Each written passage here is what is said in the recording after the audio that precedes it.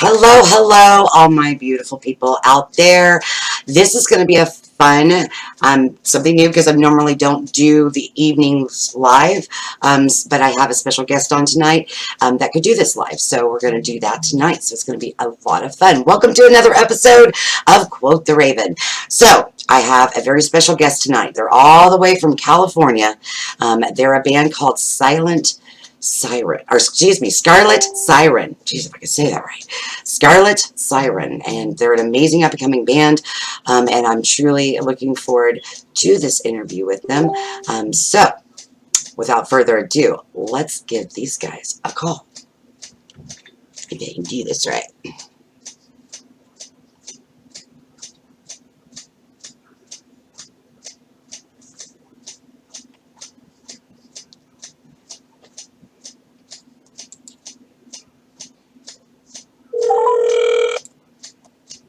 Get them all tapped in here.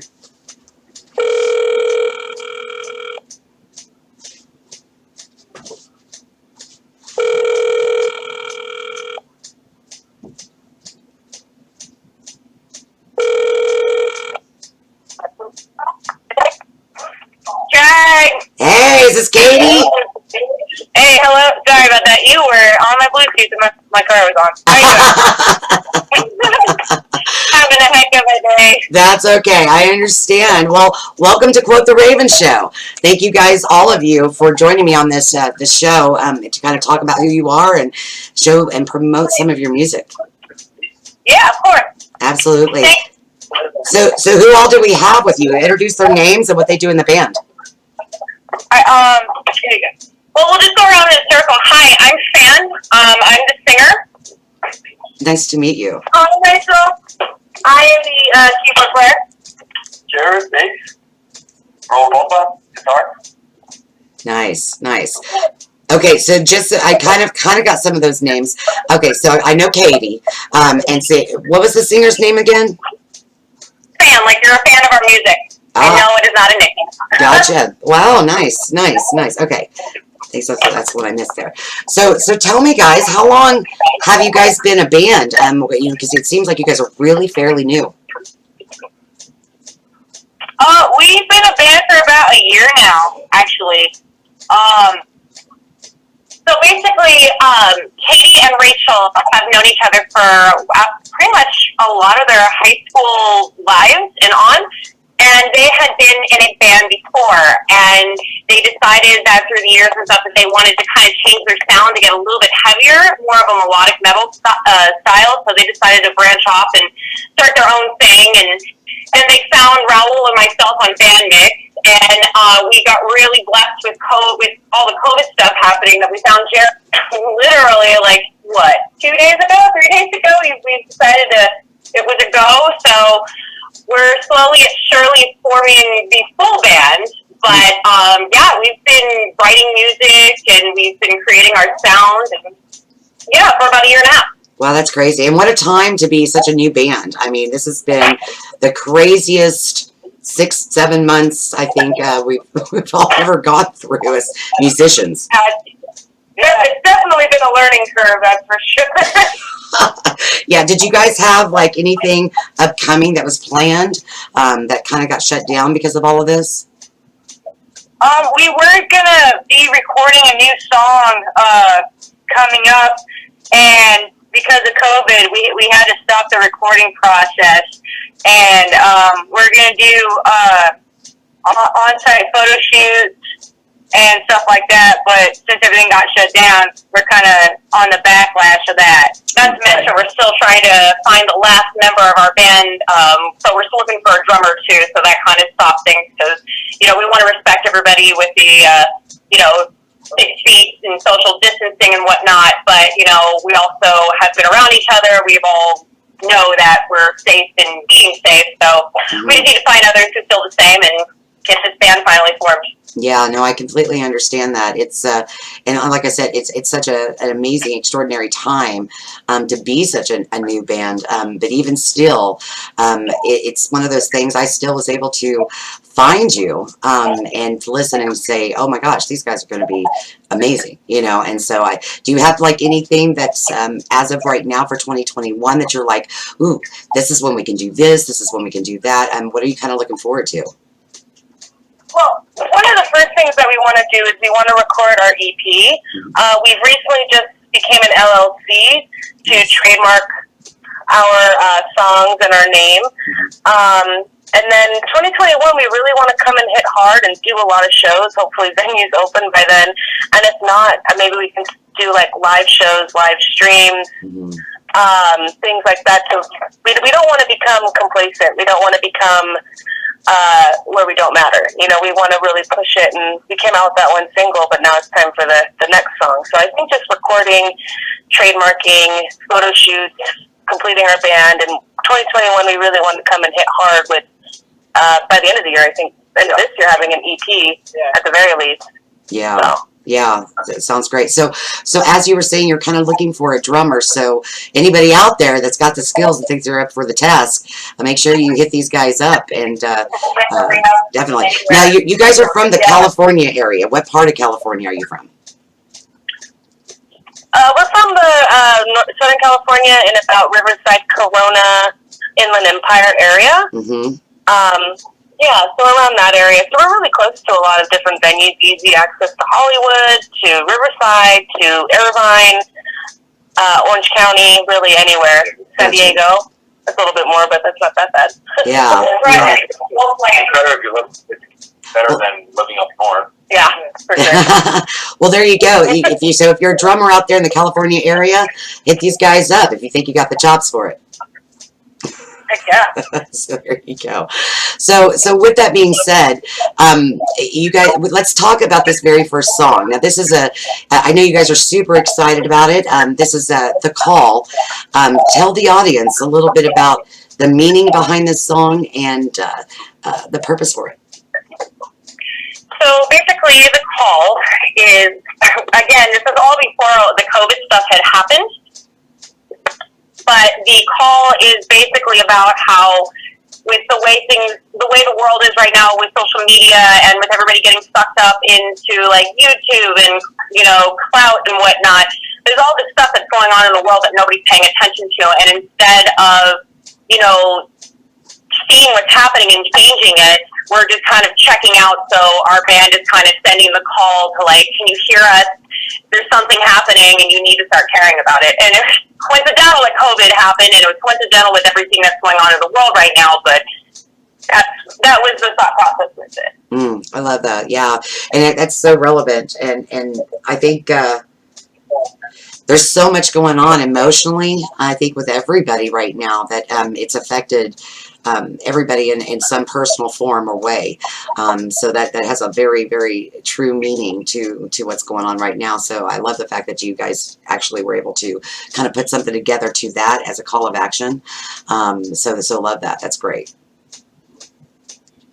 Yeah, definitely. And then hopefully we'll be able to bring out more music and record more and just get more of what our message that we were trying to bring out to come across better. Absolutely. Well, here you go, guys. Here is The Call.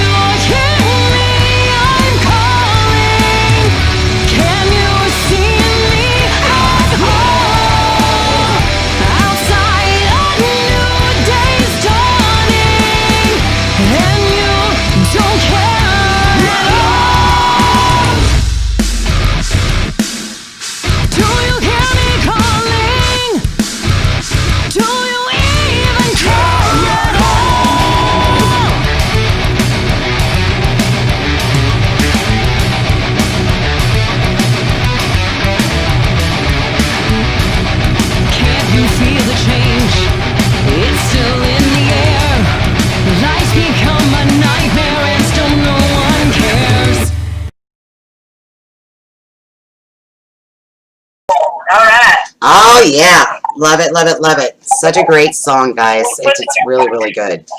So with that, I gotta ask, and all of you out there that are watching or and making tuning in right now, make sure you give these guys some hearts to show them how much you love this band. Can you guys individually tell me just because like with the musical side of this, I hear so many different influences. Who are your individual influences that kind of create collectively the sound we're hearing right now? My influences in terms of metal at least are pretty wide. I kind of started on more classic metal, kind of like the Black Sabbath, Ozzy Osbourne, AC/DC, stuff like that, and eventually,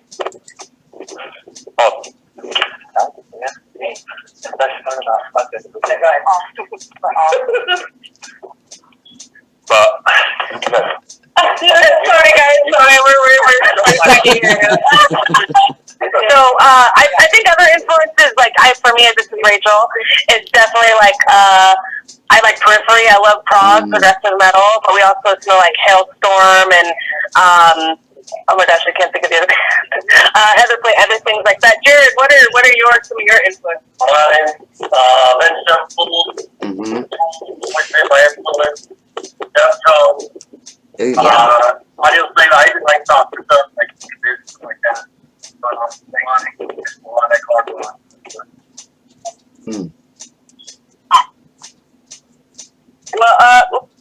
there we go. My influences are Kill Switch. And who am I talking with? Yeah. So we can get who we're talking to right now. Oh, what's that? Who are we talking with right now? Go ahead. Oh, it's Katie. Katie, okay. Yeah, how you doing? Good. Right.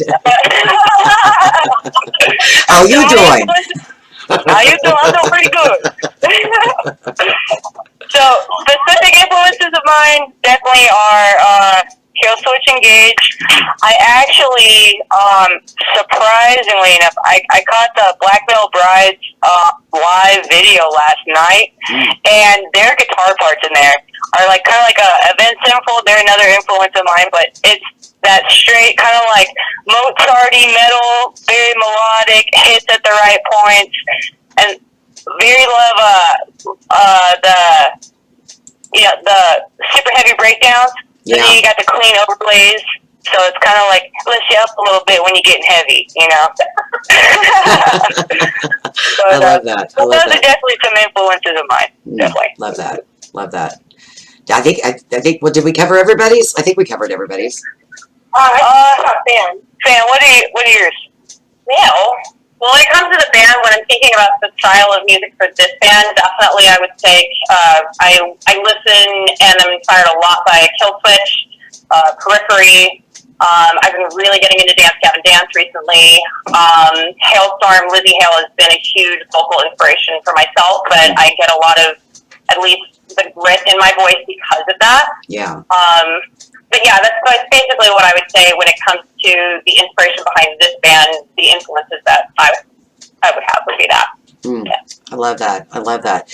Well, and you can hear so many, and that makes a lot of sense. And I think the audience can appreciate that too, as for kind of understanding, because you got your own sound. It's there. It's just really awesome to be able to hear where that sound kind of influenced from. You know what I mean? Yeah, definitely. Absolutely, absolutely. So I know you guys are such kind of still a new band, but I do have to mark on this is the fact that there are 3 girls in your band. Hey, tell me about it. But this is something I find very amazing is the fact that here in the last 5-10 years, we've really started seeing a lot more women coming out into the music world, especially in the rock or even going into the metal side of this, which is amazing to really start seeing the growth of this. Nothing against you guys, but you guys have had lots of years, okay? It's our time too. No, we need you guys. You guys have been so important to this band, bringing different, actually a lot more feeling and more, one of Raul's solos in one of the songs we do called Lighthouse, he brings us really like you get like the chills, the feels behind that, and I'm not gonna lie, Katie is a lot more hard and grit and more in your face, which is great. But to have two of them, it's just, man, it doesn't matter if you're a girl or a guy. If you can bring the softness and the grit, we love you. Absolutely, absolutely. But you know, it's a lot harder and heavier than a lot of people think that you can. Right. Yeah, it's just, I think it's really cool to point it out. The fact that we've had to kind of overcome a lot of things in the last 20 years as females in this side. But it's starting to become something to where it's almost a normalcy. We get treated normally. We don't have any certain. There are times though that like I've had to fight in my past. Just because I'm in the metal side of this and doing metal vocals like a guy would do, a lot of people sometimes still have that. What's the word? Where they're saying you just can't be in this genre. You're not supposed to be because you're female. So I'm really glad that we're starting to get past that. And I'm noticing so much more love coming from the male side and welcoming us women into that side, seeing our talents and seeing that we're just as good. We can do just as many things as the men can in this side of it. And I love that. I love seeing the unity of what is happening between the different genders in the rock and metal community. I just love that. I totally agree with that. I think when women started becoming more into the scene, it was kind of what would you call it? Like a shock value. It was shock value. It was let's do something different. Because when women started coming into the whole metal thing in different aspects, you have women like Jennifer Batten who are just ridiculous guitar players, and then you have people like Wendy Williams and the Plasmatics who obviously she kind of leaned on the shock factor thing, but still just those two women alone just opened up the whole thing for women in metal. It became a lot more common to see, but it's really cool. It's the love coming from it. I think at first it was kind of like, oh wait, you're trying to compete for my spot, for the male singers, for the male people. It's like, well, then it started coming out of love. Like, oh wow, I didn't know you could scream like that. I didn't know we could sing like that within metal. Right. Yeah. No, exactly. And a good example of that actually is Ginger, because her vocals, if you ever look them up on YouTube, look up Ginger with a J, and her screams sound just as good as the dudes. And like if you put them up with like Suicide Silence, like they do great shows together, and just it's unrecognizable, who the vocalist is and stuff. And it makes it that much cooler and that much greater to go to the show, because you're like all surprised. You're like, whoa, what in the heck did I just see? Like it's freaking crazy. Yeah, I absolutely love Ginger. And in fact, I think it was, and what's even more fascinating, I don't know if you've watched these, but I love to watch the reaction videos to Pisces, the song Pisces that she does. It's hilarious. If you ever go on and just go check out the reaction videos to Ginger's Pisces, I just love watching them because people are like, wait, what? A lot of people think that's fake. I remember when I first saw or discovered Ginger rather because of that live video of Pisces. And I remember seeing it for the first time, and it had about 260,000 views.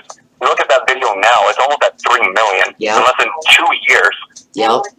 Yeah, it's insane. And a lot of people who, like how you mentioned those reactions, still can't believe that a woman is doing that.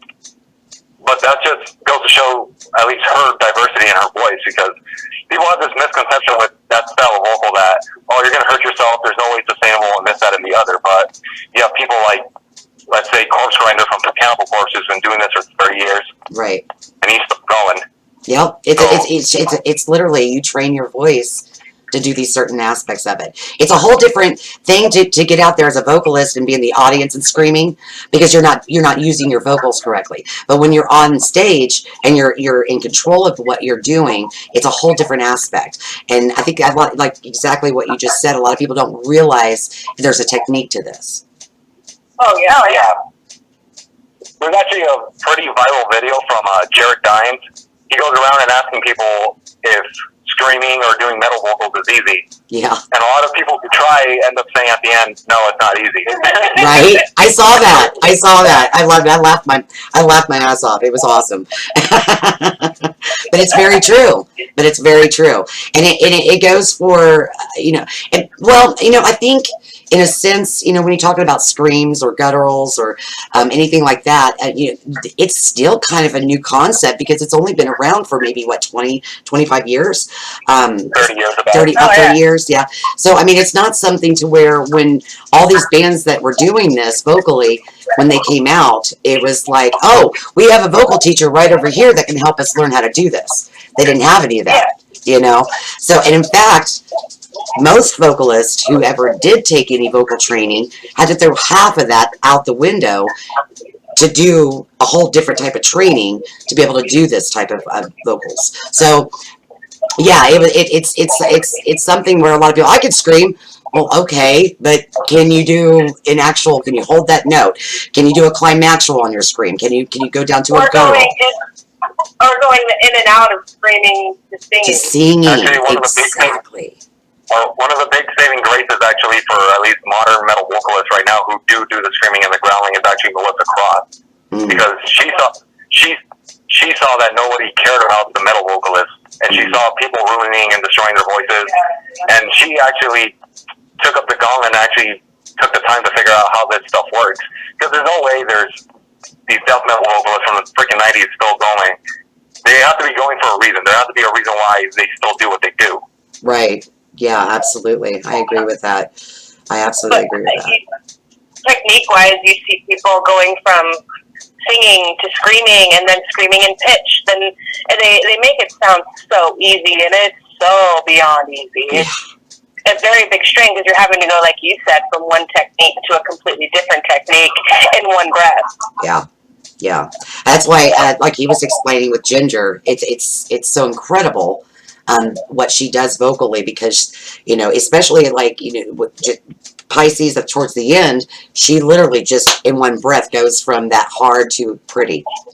Actually, she goes to a head voice that's just projecting and which is beautiful. Yeah, it's like, wait, what? How? What? Right? Yeah. Right. It's awesome. Right before she just switches to that ending screen. Right. Yeah, ridiculous. It's insane. It's awesome though. It's awesome. So with you guys, do you guys find? I know with the COVID, is California a little bit worse right now for you guys? I've been hearing a lot about what's going on over there because my record label actually is over there, and they're kind of in that southern part as well. So they're dealing with a lot of chaos in California right now with all of this. So tell me from your side of it, where you're coming from, like what are you seeing and what are you dealing with, especially with the music side of this? You said how it affects music at the end of that? I'm sorry. With you guys over there in California, like what have you been seeing? Yeah, it's been pretty rough actually. We haven't. We actually spent 6 weeks or 2 months where our band didn't get together because of we all have different people that we have to take care of that are immunocompromised. But I mean, once we decided to get together, it's been so hard because there's nowhere to play live. There's outdoor stuff you can try to do, but you're not supposed to. And then, they're shutting down. I'm sorry. Yeah. Venues are shutting down, like the Satellite, which has been a venue that a lot of local bands have been able to go to kind of get their start or kind of create as their home. Because of COVID and everything shutting down, they no longer are financially able to take care of that anymore. So now they're taking their venue that they used and making it into a bar and restaurant. So hopefully more places won't have to suffer what the Satellite has had to go through. Yeah. But that's been probably one of the biggest concerns that at least everybody in California in the music industry has been thinking about is venues closing. Yeah, where are we going to perform? Yeah. For sure. And festivals shutting down and people losing money. I mean, you have people trying to do different things, like Suicide Silence did that live show where they sold tickets to, and it was really cool. But there's only really so much you can do. You miss that aspect of it. And then there's just everybody losing money, and there's a lot of places like studios to go and jam at, but they can't do that anymore, so they're becoming walkouts. And a lot of things are changing. A lot of places are closing, and everything is so up in the air. and there's so much social things going on that it's been pretty rough as well. I think Raul had something to say. Yeah. Being the silver lining guy, I've become being around these people for the last 9 months of my life. The one silver lining I can say during this whole COVID thing, definitely, I think local bands coming out of this whole COVID situation are definitely going to have a good time because, let's be honest, who knows what bands are going to still be able to do this post-COVID being over, whenever that is. So I think local scenes are going to spike again. Yeah. I think local scenes are...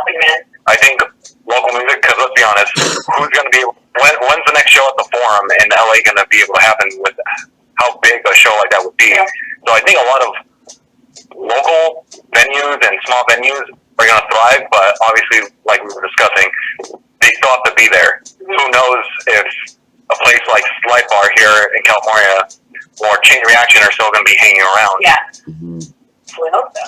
Have you seen a lot of your even the smaller ones, especially bars actually closing down because of this?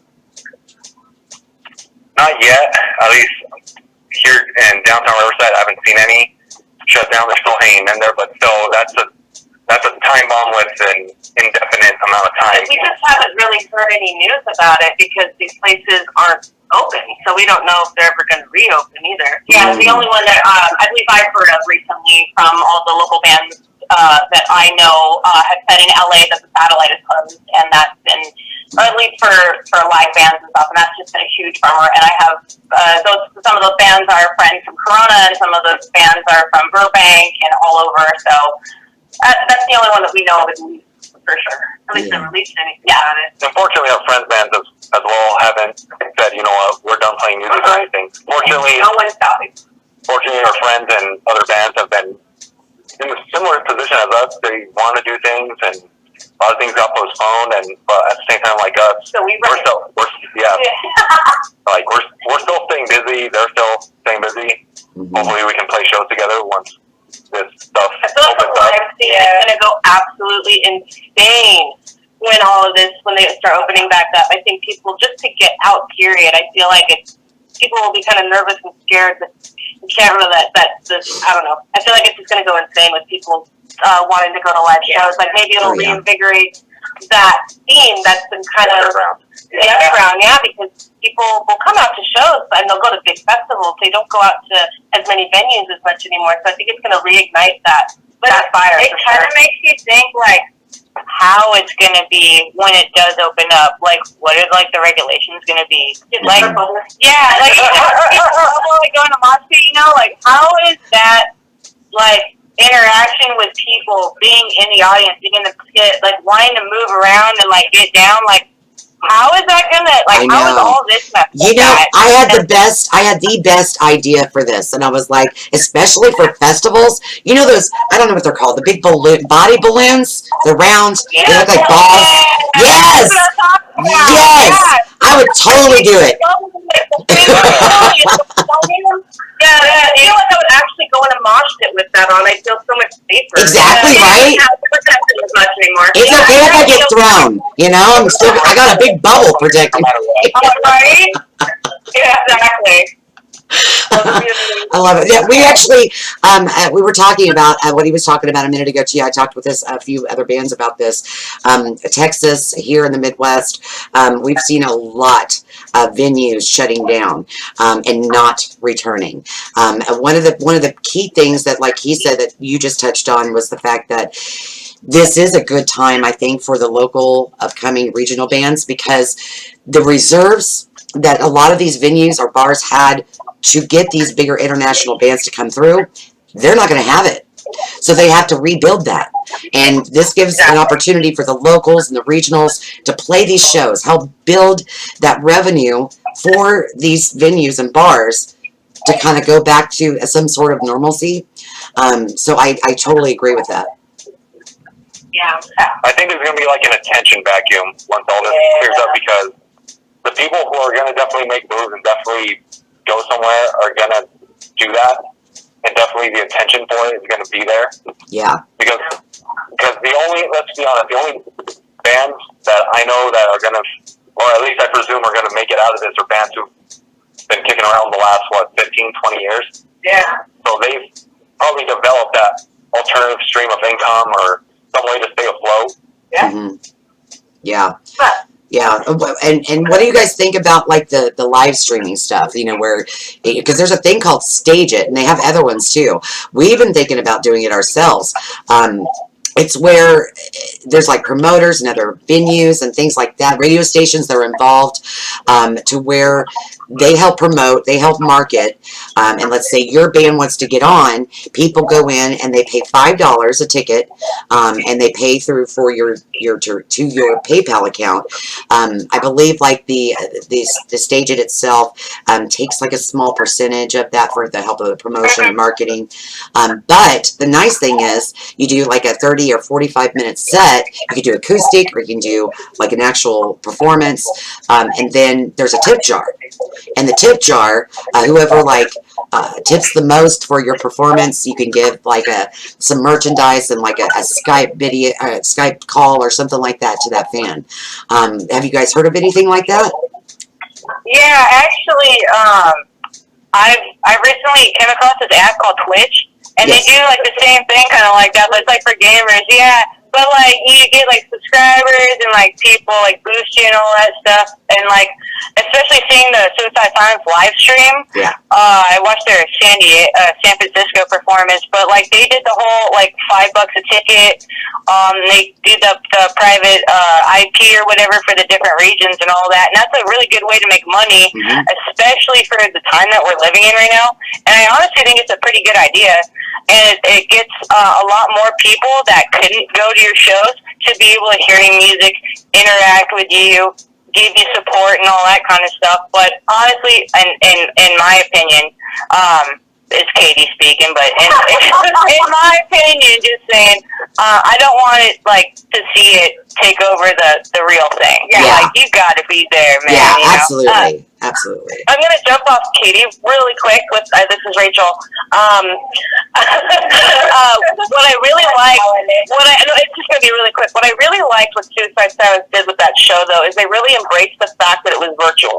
Yeah. So they did certain things like pre-recorded stuff of like little fake commercials, or the metal thoughts and the brutal thoughts. I know they really embraced that it was virtual, and they made it instead of just, hey, we're playing songs and here's the next song. They really integrated the virtual aspect, Like the more intimate view of it.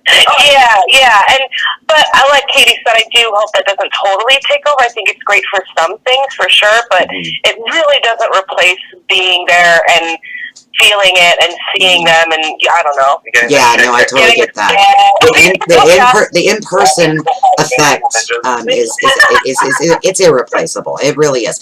And the fact that like when you are like bands, you know, like yourselves, or even, you know, like regional to international bands, a lot of these bands still go out and, you know, after their shows and talk to their fans, sign their merchandise, things like this. You just can't get that in a virtual show.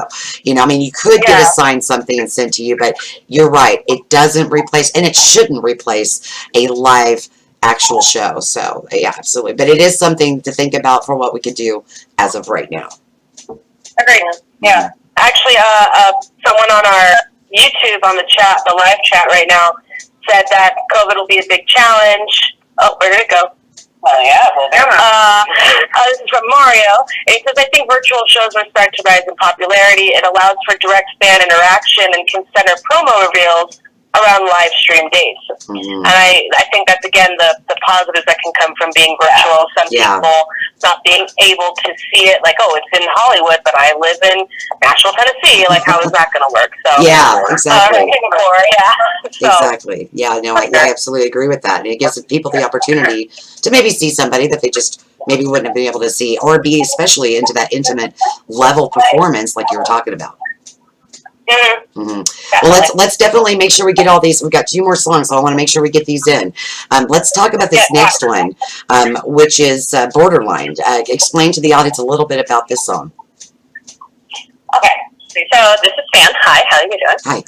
So when writing Borderline, well, in general, with the music that we're writing, as the vocalist, I try really hard to make the songs as open as possible.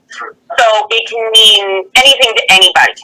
So this song, personally for me, I suffer from BPD, which is borderline personality disorder, which means that I use these coping mechanisms to deal with stuff that's happening in my life that made me feel abandoned or made me feel lost or whatnot. So I'm in this, when I wrote the song lyrically, I was trying to write that I'm done with this thing in my life, this monkey on my shoulder, and I'm tired of it and I want to get rid of it too. So I've hit the borderline, I'm done. So I love that. But it can be open to anything. It can be like you're done with a relationship, you're done with your family, you're done with your job, you're done with whatever. But I just want to keep it as open as possible for people because I want everybody to feel like our music can be relatable to anyone. Oh yeah, and that's so true. I think that, you know, we as musicians, we truly do want that, especially lyricists. We want people to take that song however it needs to be taken for them, if it affects their life in one way or another. But I think it's really important too, in another way, to kind of know where it comes from and the meaning from the band or the lyricist's point of view, because it kind of gives a deeper meaning to them, even if they have a different meaning of it. You know what I mean? Yeah, definitely. And I think it's, you know, as any songwriter will tell you, that, you know, music is a way to cope and to deal with things, and to get, maybe if you write about it, it will go away. And it's you know, working with this band and their support and writing about this is definitely helpful. So, you know, it's great how music can be that way for many people. It can heal a lot of old wounds, if you will. Absolutely. Yeah, absolutely. Well, all right, everybody, here you go. Here is Borderline. Woo! Woo!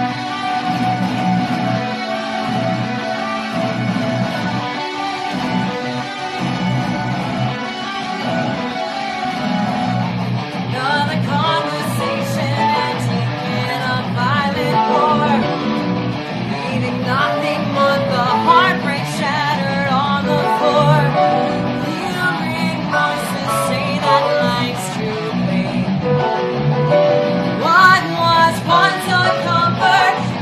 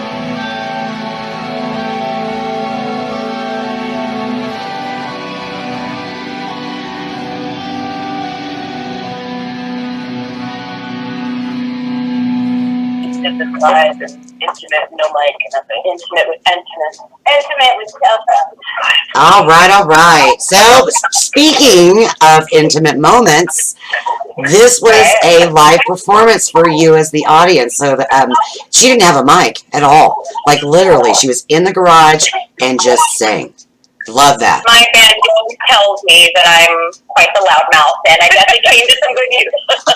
Yeah, no mic, no PA.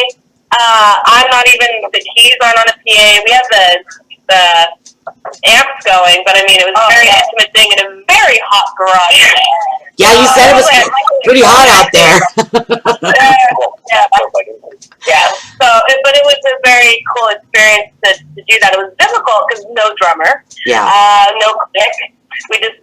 It was, I don't know, it was no bass. But it was still very beautiful. And you know, I love the fact that you guys did this for the show, because it captures an intimate moment for the audience. Because you can tell if somebody's got talent if they can do this without the PA and all that stuff. You can just, and Van, for real, your vocals are amazing, girl. Amazing. Thank you. I appreciate that. I worked very hard on those. Absolutely. Vocal warm-ups are a thing. Yes, they are. They are. They are. But I think the audience will absolutely appreciate it. So, and you guys give this band some hearts. We're doing a live preemptive performance for you guys. No mics, no PA system. Just a very intimate moment with some of their personal all songs. Raven. Yes. All for you. Thank you very much. Yes, and then and like I said, this was a special type of interview because you're the first band to do a live preemptive show. Oh shit! No pressure. So there you go. Yeah. Yep, the very first ones. Everybody else was scared to do it. No, I'm just playing. They weren't scared. It's scary to do. We're just trendy now. We're just trendy. Right, exactly. So make sure, these guys are really new, you guys out there. If you guys would like to support them, I'll make sure to put their links in there, and let's talk about that. Let's talk about where everybody can find you guys. Kind of explain to the audience what platforms are the best platforms to reach you. Well, you can find us on YouTube. We'll be under Scarlet Siren Music. You can also find us on Instagram. Our numbers are surely climbing. So again, Scarlet Siren Music. You can follow our page on Facebook. And until we form the entire band, drummer, you're out there. Come and join us. Right now we're on SoundCloud. But once we get the band fully together, we'll start putting our stuff on Spotify because we want to have the best product out on Spotify, and we want every band member to feel like they have a part and a voice and a say in what the music is, and it's only fair that they all get to share that on that big platform. So YouTube for sure, Instagram, Facebook, SoundCloud. Awesome. So, I realize that The Call is probably the only song you have actually recorded right now. But if they wanted to purchase that song, would they go to Spotify or something like that? They would go to SoundCloud for that. SoundCloud. Yeah. Okay. Yeah, right now we're working on getting our music on Spotify, but we are working on the process as we speak. But right now, nothing's on Spotify. Nothing is for purchase at the moment. But that's going to be changing really soon. It's because the main reason we didn't want to make it for purchase just yet was because we didn't have a drummer, and we wanted to wait till we and the bass player at that point. Yeah. So I think we're actually going to revamp the song, or at least add in our own bass player, our own drummer, and then we'll remaster it, and then have it out for purchase after that moment. We just really wanted to have something out for everybody to hear us. It's going to be very busy in the recording. Just for everybody to hear us, to get an idea of what we are, for sure. And as you can tell, some of our songs have a little more of a heavier aspect as well. So we're pretty versatile with what we can do. Yeah, I love that. Well, welcome, Jared, to Scarlet Siren. They're an amazing band. And I'm definitely looking forward to hearing some of your work. Really talented professional. They got a lot of pride. I'm not used to that. I'm used to just jamming out with my friends, on the side on Fridays. Looking for Scarlet and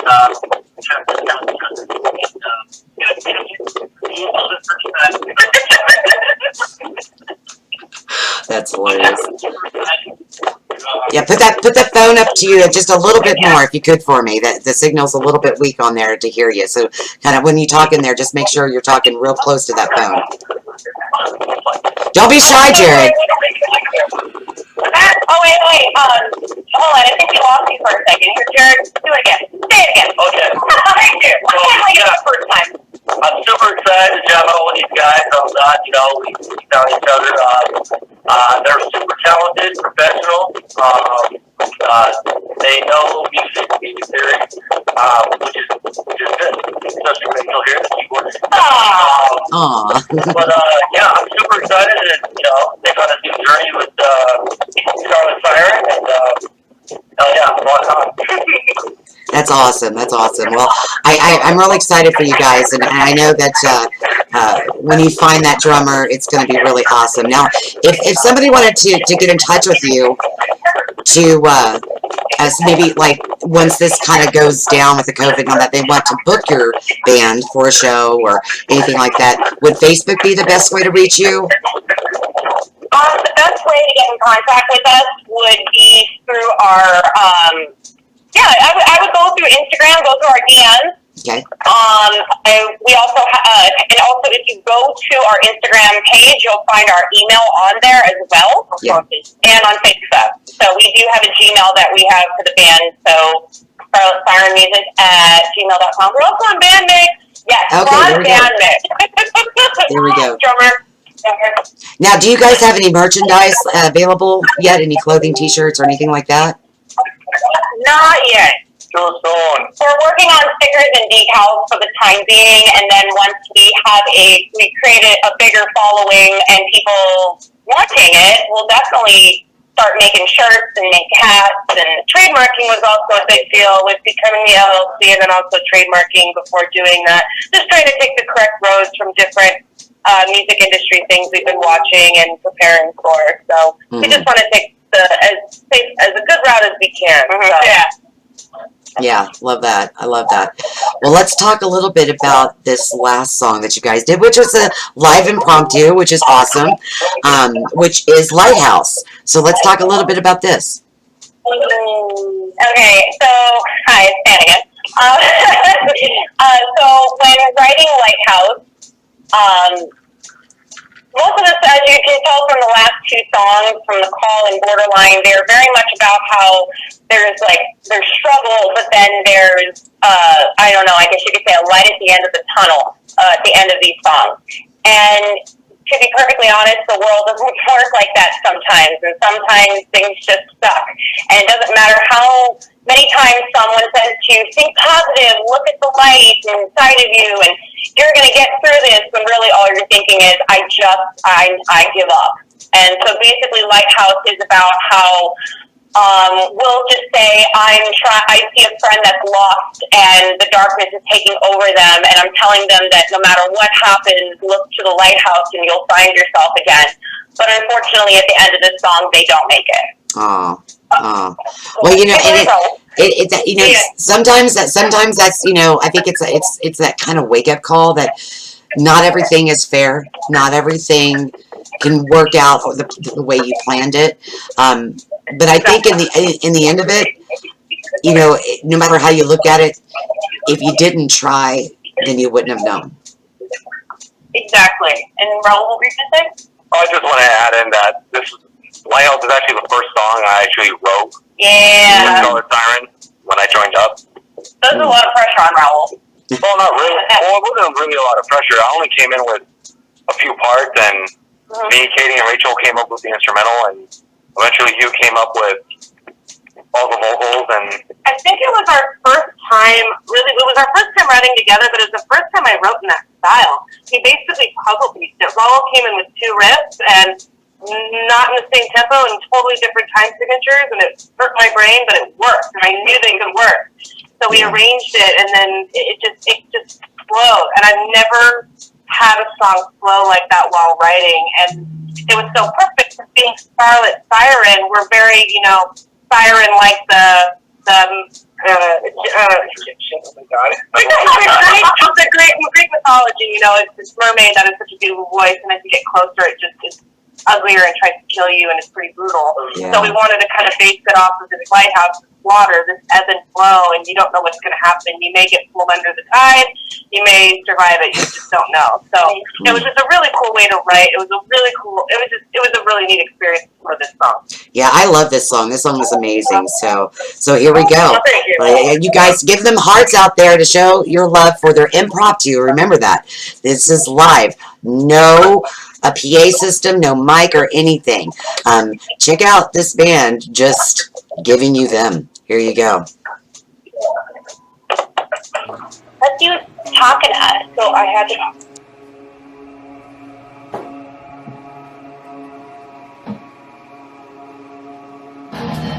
Don't you give up, it's not the end.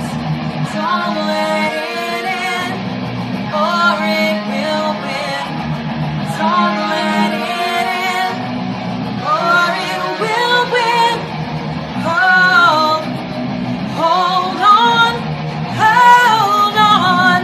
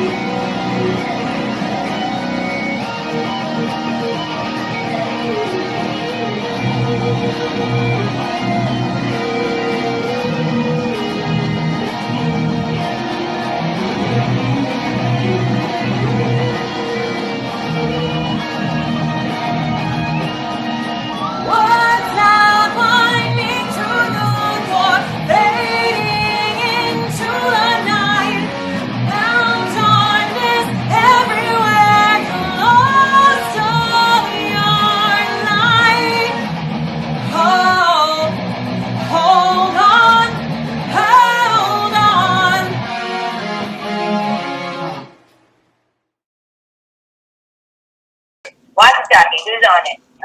All right. So we are back. Let's talk a little bit really quickly. That guitar rip on that was beautiful, by the way. Which guitar? Which one? Well, there was several, but especially towards the end of that, on Lighthouse, it was very beautiful. I think it was actually, is it Raul? Yes. Yep. Yeah, that was very, very beautiful. He's like, I don't know what to say. That was awesome. Yeah, That was you know, awesome. so we basically were doing the song, and Katie was like, "Oh, I'm gonna do a solo," and she's doing it. She's like, "Nope, just kidding, Raul. You're gonna do a solo." So just kind of handed it to him. Yeah, write one in a week. And he comes back, and it's just... And it's that amazing. Yeah, it's just like, wait, what? Okay, yeah, cool. Yeah. You want to do another solo? Right? I love that, though, because Katie, you're also a guitarist, too, right? So, I mean, I love the fact that, like, both of you complement each other so well. Oh, yeah. Yeah. I sent them a photo when I was writing this that solo. And I sent them a picture where it said how many times I had recorded it, and it was 36. So that was 2.5 hours of my life well spent. Absolutely. Yeah, it's a beautiful song, and yeah, you guys did amazing. And you know, and to talk to, not a lot of bands, if you think about it, we're one, but not a lot of bands have those keyboards in it, which adds such a dimension to the sound. Thank you for saying that, Raven. This is Rachel, keyboard player. Yes, absolutely. Awesome person. No, I'm just kidding. No, I really appreciate you saying that, because a lot of people, when they have keys, they tend to backtrack, which is totally fine, because I have keys in a couple songs. But I love playing in metal bands, and it was a major learning curve for me. I'm classically trained. I didn't just like, I'm going to play this techno beat or this metal song. No, I've been trained since I was a child, and jazz, and so I had to kind of see how I could use that within this stuff. And well, you do an amazing job. You really, really do. It's so easy. I've actually discovered, because of Raul, my creative ability. Was I know I'm not the best at writing songs from square one, but if someone brings me something, I kind of ride on their creative coattails, right, and help create something. You add to the dimension of what you're hearing. You can hear what needs to overlap that. Yeah, Rachel definitely. I would more or less say that Rachel definitely is the She arranges everything and kind of is the glue that holds the song together. Because we all have these really great ideas, and with Jared coming into the band, he's got this. I'm noticing with the songs that he was working with, he's got an ear like Rachel, where it's just. You can stick. He knows. They both know exactly where to stick things. You know, Katie's got a cool idea, and Raul's got a really great idea, and I got some cool melody lines I want to do, but they're all kind of a mess until the two. You know, Rachel gets in and goes, "All right, that's cool. But if we put it here, here, and here, all falls in place. All falls in place because of that. I also forced them to work with a click, because that needs to happen. It's crazy how Katie and Raul write together. Like they flow, they I don't know, they have very different ideas, but they work so well together, and they're both so creative. We to each other, because obviously me and Katie, even though we have a metal-centric background, Katie's background in metal isn't as extreme as mine. Mine, one of my biggest loves in metal is very, very, very technical music. But obviously, in the scheme of Scarlet, Siren, that doesn't work out. But the good thing about that, having that dichotomy, is as a guitar player, I push Katie, but Katie also pushes me to maybe dial things back. And just in general, with everybody else in the band, like Rachel fills up a certain space that otherwise would be kind of physically impossible for guitar players. Because let's be honest, I can't play the same chord extensions she can with 8 fingers. I also can't sweep or bend. You can sweep. Anyway, that's really Well, you know, and just kind of going back to Rachel, you know, I started playing the piano when I was 3 years old. My mother was a music teacher. Oh, wow. So you know, so she was also a band teacher too. So I learned percussions in different forms. You know, from going from the piano to the drums, to Me too. yeah. And then I went to like the cello and the violin and you know all those things. But you know, I am such a big baby when it comes to the acoustic guitar. I'm not gonna joke. Oh, yeah. I'm like, my fingers hurt. I'm the biggest baby too. I had to learn that. I was going to school for music therapy, and they're like, "You have to learn guitar. You have to learn ukulele. You have to learn how to sing with a pleasant voice." And I'm like, "Jesus, what? Do you want my kidneys too?" So yeah, I was playing acoustic guitar. I had to get a baby Taylor because my hands are small, and I don't know how these guys do it. Like my fingers, I would have indentations in my fingers, and I can't. I love it. Yeah. But no. Do you know how far I went? I actually, okay, because I have kids. I had. Do you know the Monster High series, right? Well, they had Band-Aids, right? So I had these Monster High Band-Aids, and I put them on my fingers, my fingertips, and I try to play. And the band members just looked at me like, "Are you serious, Raven?" I'm like, "Hey, don't judge me, okay?" I get it though. I get it. I don't know how to do it. Oh, I love it. I love it. I love it.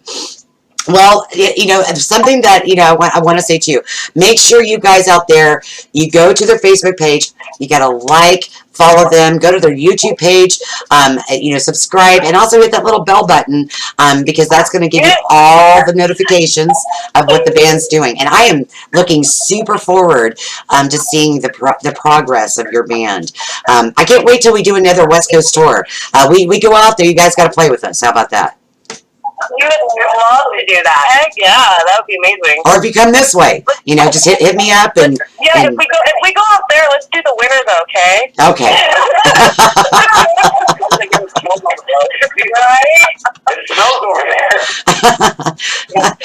Yeah, it gets really bad here in the Midwest. Humidity and because it can be like 82 degrees, but it'll feel like it's 110 just because of the humidity. Oh my God! Yeah, you feel like you're like taking a shower outside. It's fantastic. Yeah, I don't know if you can see me right now, but if you see the little lines, this was from Edge Festival that I did this last Saturday. I got so sunburned. Oh, it was terrible. I was like, I literally, by the time I got up on stage, I was just like, I was so hurting already. I could feel my shoulders. And I'm like, do you realize the sun is ruining my vampirish look? I can't keep doing this. And when you feel your skin burn, it's like you feel it burning. Like, well, I'm screwed. This has been a good day. Wait, so you were able to play live? Yes. We had a festival here. Oh, lucky! Yeah. I'm so jealous. I think everybody listening is just completely jealous. Yeah, it was so much fun, but it was hot. It was hot. But you know what? I think everybody involved, whether you went to it or you're playing it, or even just helping promote or do it, was really excited to be able to have the opportunity to do a festival. Just because everything's been shut down. Now, of course, we had to, we had to adhere to that county's laws for like mask wearing and things like that. But it still went off really great, and it was a lot of fun. Oh wow! But that's amazing. You guys are even able to perform. I hope that will happen more towards here, if everybody can get their masks on and get it together. Yeah. Well, and like I think Kansas, Kansas kind of went on a little kind of stricter thing here just the last couple of days, just because our numbers kind of went up. But they're trying to get it to where we can open up these bars again and start, having these shows again. Texas was shut down.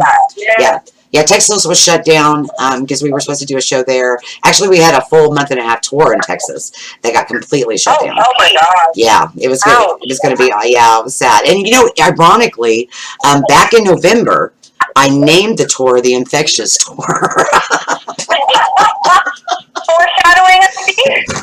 I guess something. Jeez. So, but Oklahoma is still having shows. So they just yeah, we performed down there too. Just probably a week before we did the Edge Festival. Do they have social distance or moshing or? Not. I think we need to Not come really. there like tomorrow. Yeah, right. Yeah, not really. It was more of everybody just kind of be cautious and take precautions.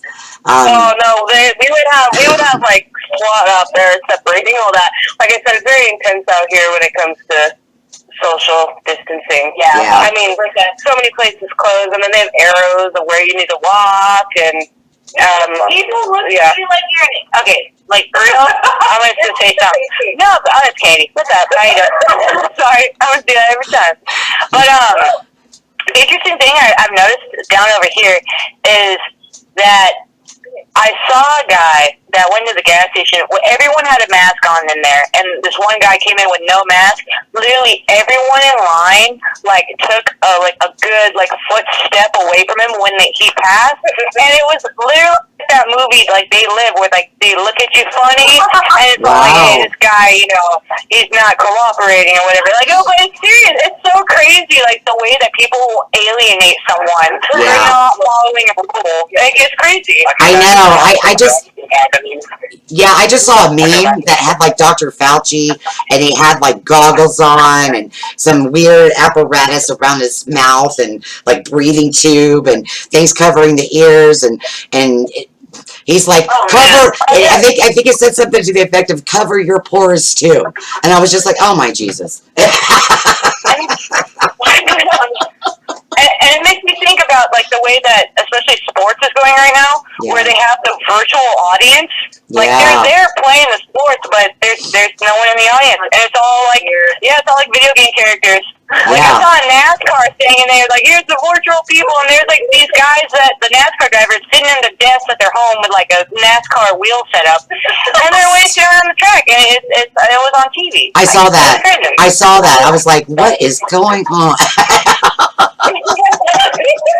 South Korea at one point had sex dolls in the audience for their soccer game. Oh my goodness, no way!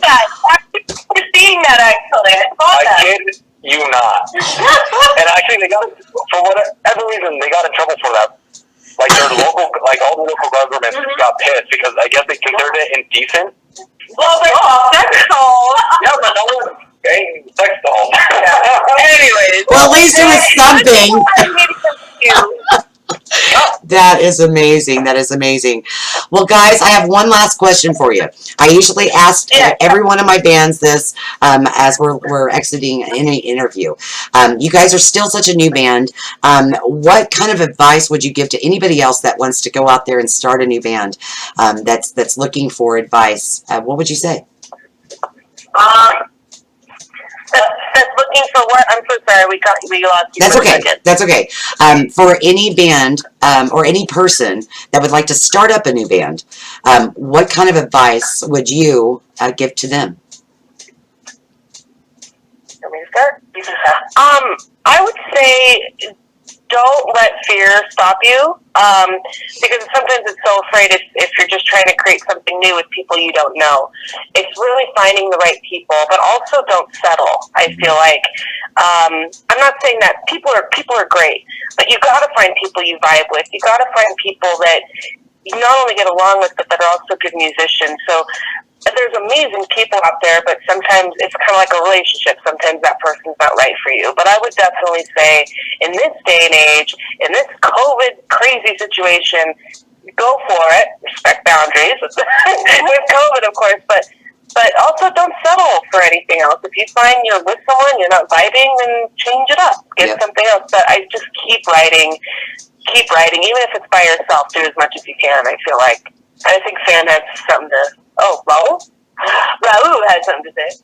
One piece of advice I would definitely give is find people who are like-minded.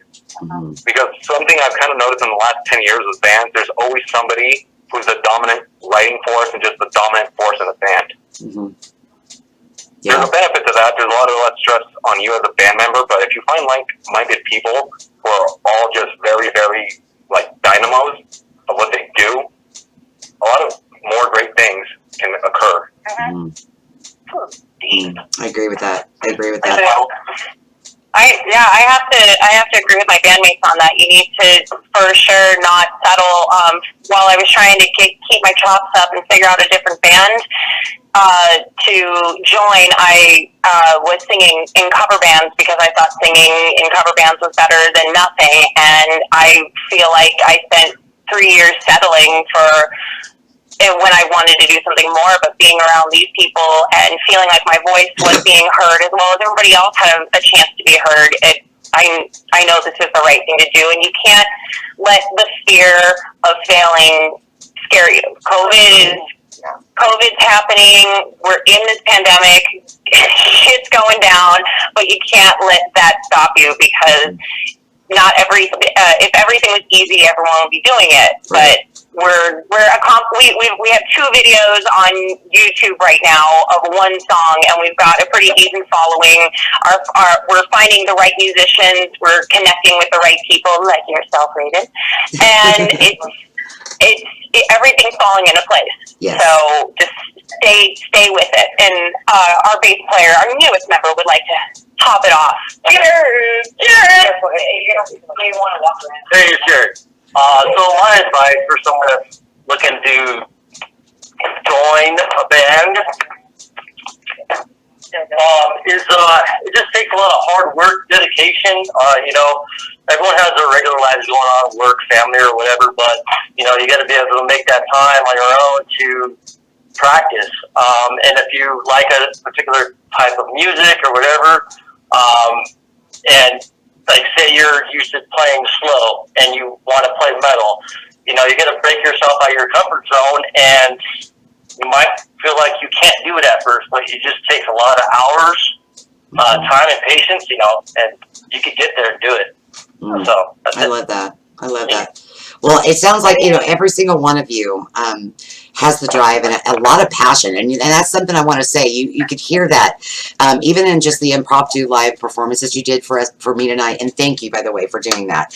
Not a problem. You can hear the passion that you guys do have for the music you guys are producing. And I'm so looking forward to seeing your uphill, amazing journey that you guys are going to have, because it's going to explode in the next year. I know so many more things probably could have happened if it wasn't for COVID, but that could go for every one of us. And it's one of those things, but at the same time, I'm really looking forward to all of the amazing things, works and music that you guys are going to be promoting out there and doing. So it's going to be Thank you so much, really good. And thank you for having us. We really appreciate this. Oh, Thank absolutely. You. Absolutely. Well, you guys have an amazing rest of your week, and I will talk to you very soon. You got anything coming up, please hit me up, let me know. I'll make sure to just pimp the crap out of that. All right, definitely. Sounds good, Raven. Thank you again. Take care. Thank you. All right, you guys be safe out there in California, and tell everybody out there they got to open up so you can play. Will do. Will do.